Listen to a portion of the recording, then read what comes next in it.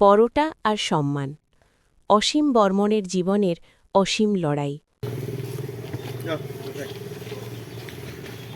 আমাদের দোকানেও ব্লক করে দিও ফেটা তাহলে।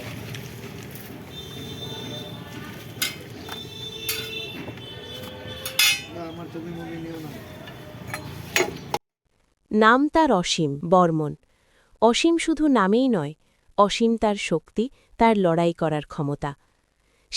শিলিগুড়ি শহরের আশ্রমপাড়ায় ছোট্ট একটি দোকান।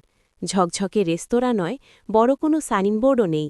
আছে শুধু তাওয়ায় ভাজা গরম পরোটা আর এক চিলটে হাসি। সেই হাসি নিয়েই গত ২০ বছর ধরে সংসারের হাল ধরেছেন তিনি। অসীমবাবু জানান, পরোটা বিক্রি করেই চলছে তার পরিবার। লাভ লোকসানের হিসেবের চেয়ে বড় তার আত্মসম্মান।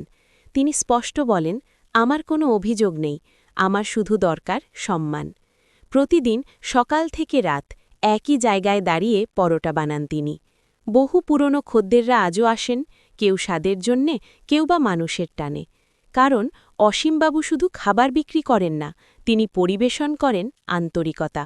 মাঝে মাঝে স্ত্রী ও সন্তানও এসে পাশে দাঁড়ায়। সংসারের এই মিলিত লড়াই তাকে আরও শক্তি দেয়।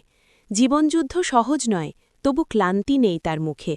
আছে এক অদম্য ইচ্ছে, পরিশ্রম দিয়ে পরোটা খাইয়ে মানুষের মন জয় করে বেঁচে থাকার। অসীম বর্মণ একজন সাধারণ মানুষ, কিন্তু তার লড়াই, তার আত্মসম্মান অসাধারণ।